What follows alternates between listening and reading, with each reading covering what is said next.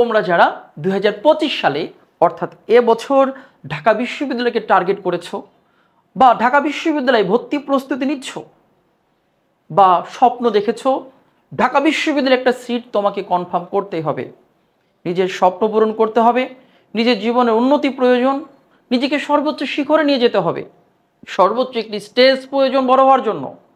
সেজন্য স্বপ্ন দেখেছো বাংলাদেশের সর্বোচ্চ বিদ্যাপীঠ এবং প্রাচ্যের অক্সফোর্ড খ্যাত ঢাকা বিশ্ববিদ্যালয়ে তোমাকে চান্স পেতে হবে। তো সেক্ষেত্রে তুমি এখনও বুঝে উঠতে পারোনি যে কিভাবে প্রশ্ন হয়, কোন পদ্ধতিতে তারা প্রশ্ন করে বা কোন টপিকগুলো থেকে প্রশ্ন এসে থাকে। বিশেষ করে যারা মানবিকে আছো অর্থাৎ বি ইউনিটে যারা পরীক্ষা দিচ্ছ বা বিভাগ পরিবর্তনে পরীক্ষা দিচ্ছ, তাদের ক্ষেত্রে বলছি তোমরা নিশ্চয়ই 3টি সাবজেক্টের প্রস্তুতি নিচ্ছ, বাংলা, ইংরেজি, সাধারণ জ্ঞান। বাংলায় এমসিকিউ থাকে 15, লিখিত 20। ইংরেজি এমসিকিউ থাকে 15, লিখিত 20। সাধারণ জ্ঞানে কোনো লিখিত নেই, শুধু এমসিকিউর উপরে থাকে 30 নম্বর। তাহলে এই 3টি সাবজেক্ট অন্যান্য বিশ্ববিদ্যালয়ের পরীক্ষার সাথে এখানে পার্থক্যটা কোথায়? ঢাকা বিশ্ববিদ্যালয়ের পার্থক্য হচ্ছে অন্যান্য বিশ্ববিদ্যালয়ে পরীক্ষা হয় শুধু এমসিকিউ এর উপরে। খুলনা বিশ্ববিদ্যালয় বাদে যতগুলো বিশ্ববিদ্যালয় আছে বাংলাদেশে, প্রত্যেকটি বিশ্ববিদ্যালয়ে শুধু লিখিত পরীক্ষা না হয়ে এমসিকিউর উপরে পরীক্ষা হয়ে থাকে।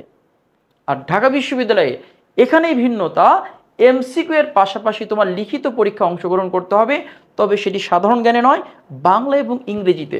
আর এর জন্য তুমি হাবুডুবু খাচ্ছ যে এমসিকিউ পড়তে পারলেও আমি লিখিত পড়তে পারছি না, বুঝতে পারছি না। সেক্ষেত্রে তুমি এডুকেশনের উপরে সম্পূর্ণ নির্ভর করতে পারো। সম্পূর্ণ ঢাকা বিশ্ববিদ্যালয়ের স্টুডেন্ট দ্বারা এবং মেন্টর দ্বারা আমাদের লিখিত কোর্স কিন্তু রান হয়েছে। তোমাকে লিখিত পরীক্ষায় সর্বোচ্চ নম্বর তুলে দেওয়ার জন্য, সর্বোচ্চ নম্বর এনশিওর করার জন্য আমাদের অভিজ্ঞ সম্পন্ন বাংলা ও ইংরেজি মেন্টররা নিরলস পরিশ্রম করে যাচ্ছে এবং তোমাদের ক্লাসে সর্বোচ্চ ইফোর্ট দিয়ে যাচ্ছে। কাজে তুমি যদি লিখিত নিয়ে ভয় পাও, ইংরেজি এবং বাংলায় তুমি আজই এডুকেশনের লিখিত কোর্সে ভর্তি হয়ে যাও। আর একটি সমস্যা হচ্ছে সাধারণ জ্ঞান, যেখানে লিখিত নেই কিন্তু নম্বর এমসিকিউ সর্বোচ্চ। এই 30 নম্বর আমি বুঝতে পারছি না অল্প সময়ের মধ্যে কিভাবে প্রস্তুতি নিব। তোমাদের অনেকেই দ্বিধাদ্বন্দ্বের মধ্যে আছো, বিভিন্ন প্ল্যাটফর্ম, বিভিন্ন ভাইয়ারা, বিভিন্ন মেন্টর তোমাদের অনেক পরামর্শ দিচ্ছে। কেউ বলছে ঢাকা বিশ্ববিদ্যালয়ে জিকে বা সাধারণ জ্ঞানে সাম্প্রতিক বেশি আসে, কেউ বলছে বাংলাদেশ আন্তর্জাতিক থেকে বেশি আসে, কেউ বলছে বিগত প্রশ্ন বেশি আসে, কেউ বলছে মৌলিক জ্ঞান থেকে অর্থাৎ তোমার একাডেমিক যে সাবজেক্টগুলো ইংরেজি, বাংলা বা দেখা যাচ্ছে যে ভূগোল, অর্থনীতি, পৌরনীতি, ইতিহাস, সমাজবিজ্ঞান, এগুলো থেকে প্রশ্ন বেশি আসে। বাংলা ইংরেজি থেকে তো প্রশ্ন আসবেই, সে তো আলাদাভাবে, কিন্তু একাডেমিকের অর্থনীতি, পৌরনীতি, ভূগোল, ইতিহাস এগুলো থেকেও কি প্রশ্ন আসবে? নানা ধরনের চিন্তা তোমার মাথায় এই মুহূর্তে ঘুরপাক খাচ্ছে। আর তুমি যদি এই প্রশ্নগুলোর সঠিক সমাধান না পাও আর সঠিক সিদ্ধান্ত যদি না নিতে পারো, তোমার প্রস্তুতি কখনো ভালো হবে না। একটা কনফিউশন নিয়ে, একটা দ্বিধাদ্বন্দ্ব নিয়ে তুমি পরীক্ষার হলে অংশগ্রহণ করবা এবং তোমার পরীক্ষা হবে সবচেয়ে খারাপ। সেজন্য গোছানো প্রস্তুতি নেওয়ার জন্য তোমার বোঝা উচিত অ্যাকচুয়ালি এবং সিদ্ধান্ত নেওয়া উচিত যে কোথায় থেকে প্রশ্ন আসে, আমি কি পড়বো, আমি এর বাইরে যাব না, বা কোন প্যাটার্নে ঢাবিতে প্রশ্ন হয়ে থাকে। তাদের জন্য বলছি, বিশেষ করে আমি মোহাম্মদ শাহিন আলম দীর্ঘ 14 বছর ধরে সাধারণ জ্ঞান পড়াচ্ছি, লেকচার শিট প্রণয়ন করছি এবং এই অ্যাডমিশন জগতে জড়িত আছি। তো আমার এই দীর্ঘদিনের অভিজ্ঞতায় তোমাদের কিছু সাধারণ জ্ঞান, বিশেষ করে ঢাকা বিশ্ববিদ্যালয়ের ভর্তি প্রস্তুতির ক্ষেত্রে টিপস দিচ্ছি, সেই টিপসগুলো তোমরা অবশ্যই পালন করবে। ঢাকা বিশ্ববিদ্যালয়ের ভর্তি পরীক্ষায় কয়েকটি সেক্টর থেকে প্রশ্ন হতে পারে। বাংলাদেশ বিষয় বলি, আন্তর্জাতিক বিষয় বলি, হতে পারে মানে কি হবে, বাংলাদেশ, আন্তর্জাতিক, সাম্প্রতিক এবং তোমার হচ্ছে বিগত প্রশ্ন, পাশাপাশি তোমার হচ্ছে একাডেমিক যে সাবজেক্টগুলো আছে যাকে আমরা মৌলিক জ্ঞান বলছি, ইতিহাস, অর্থনীতি, পৌরনীতি, সমাজবিজ্ঞান, ভূগোল। আমাকে কেউ বলছে ওই ইতিহাস, পৌরনীতি, ভূগোল এগুলো থেকে প্রশ্ন আসছে বেশি, গত বছর তুমি এগুলো বেশি পড়ো। অন্য মেন্টর বলছে গত বছর সাম্প্রতিক বেশি এসেছে, সাম্প্রতিক বেশি পড়ো। কোনো মেন্টর বলছে বিগত প্রশ্ন বেশি এসেছে, বিগত প্রশ্ন পড়ো। কিন্তু আমি কি করব? আমি তোমাদের বলছি তোমরা অবশ্যই ঢাকা বিশ্ববিদ্যালয়ের প্রশ্ন পদ্ধতি মুড সুইং হয়, অর্থাৎ পরিবর্তন হয়। গত বছর যদি সাম্প্রতিক বেশি এসে থাকে, এ বছর যে সাম্প্রতিকই বেশি আসবে তার কোনো মানে নেই। আবার এমন হতে পারে সাম্প্রতিকই বেশি আসতে পারে। গত বছর যে বাংলাদেশ আন্তর্জাতিক থেকে প্রশ্ন যদি বেশি হয়ে থাকে, এ বছর বাংলাদেশ আন্তর্জাতিক থেকেই প্রশ্ন বেশি হবে তার কোনো মানে নেই, আবার হতেও পারে। গত বছর বেসিক বা মৌলিক জ্ঞান থেকে প্রশ্ন বেশি এসেছে, এবারও যে তা হবে এমনটি নয়, আবার হতেও পারে। তার মানে আমিও তোমাদের কনফিউজড করে দিলাম? হ্যাঁ, আমিও তোমাদের কনফিউজড করলাম। এখন আমিই তোমাদের সমাধান দিব। ঢাকা বিশ্ববিদ্যালয়ে কারোর কথা শোনার প্রয়োজন নেই যে সাম্প্রতিক থেকে আসবে, গত বছর সাম্প্রতিক থেকে এসেছে, এবছর সাম্প্রতিকই শুধু পড়ো। নো, ঢাকা বিশ্ববিদ্যালয়ের প্রশ্ন যে 4টা সেক্টর থেকে হবে এটা তুমি আমি নিশ্চিত। সাম্প্রতিক, বাংলাদেশ, আন্তর্জাতিক এবং বেসিক নলেজ। অর্থাৎ ঢাকা বিশ্ববিদ্যালয়ে কোন বছরে কোন সেক্টর থেকে প্রশ্ন বেশি করবে সেটা আমি, তুমি বা যারা প্রশ্ন প্রণয়ন করে তারাও বলতে পারবে না।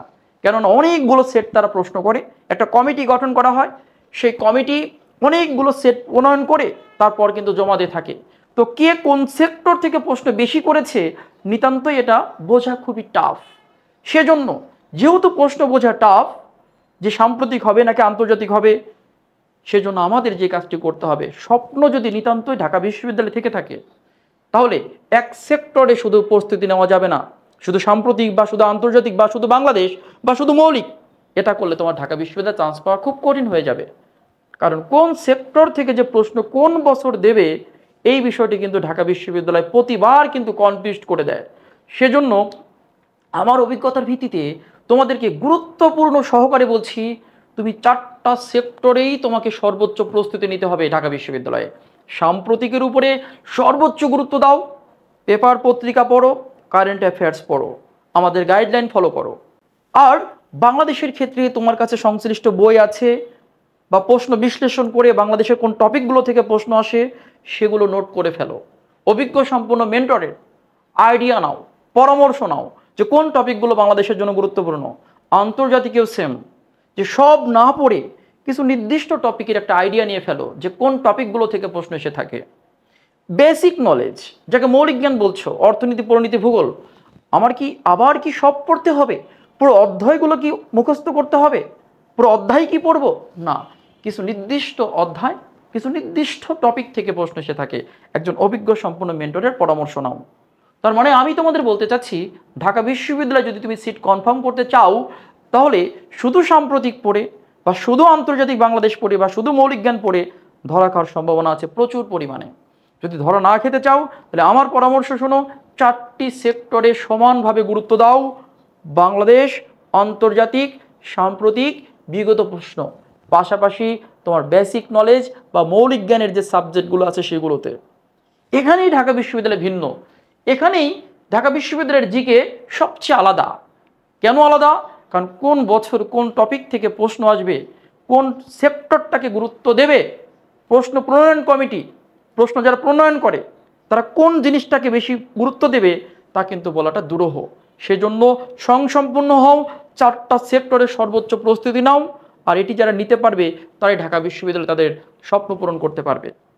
আর একটি বিষয় হচ্ছে যে আমরা জিকেতে যদি শুধু সাম্প্রতিক পড়ি কেমন হবে?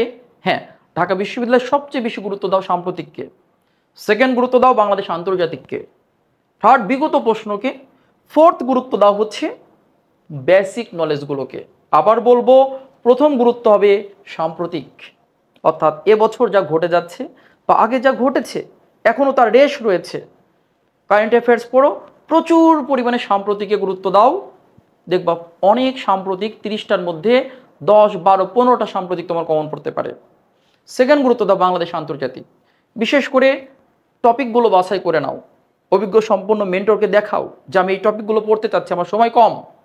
সে অভিজ্ঞ সম্পন্ন মেন্টরের পরামর্শ নিয়ে বা বিগত প্রশ্ন বিশ্লেষণ করে টপিকগুলো সুন্দর করে পড়ে ফেলো। আর পাশাপাশি ওই টপিকগুলো থেকে বিগত প্রশ্ন যত এসেছে, বিসিএস এর বিগত প্রশ্ন, ঢাবির বিগত প্রশ্ন, সবগুলো সলভ করো। আর মৌলিক জ্ঞান, অর্থনীতি, পরিনীতি, ভূগোল, এগুলো অভিজ্ঞ সম্পন্ন মেন্টরের পরামর্শ নিয়ে কোন অধ্যায়গুলো, কোন বিষয়গুলো পরীক্ষায় বেশি আসে সেগুলো একটু পড়ে ফেলো। তাহলে তোমার প্রস্তুতি হবে সম্পূর্ণ, কোনো ঝুঁকি থাকবে না।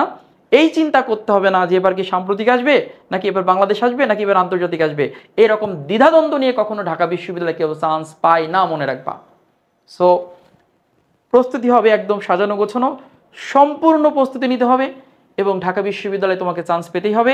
এই জন্য জিকে যে আলাদা বিষয়গুলো তোমাকে বলেছি অন্য বিশ্ববিদ্যালয় থেকে একটু আলাদা, সেই বিষয়টি তোমাকে বুঝে পড়তে হবে।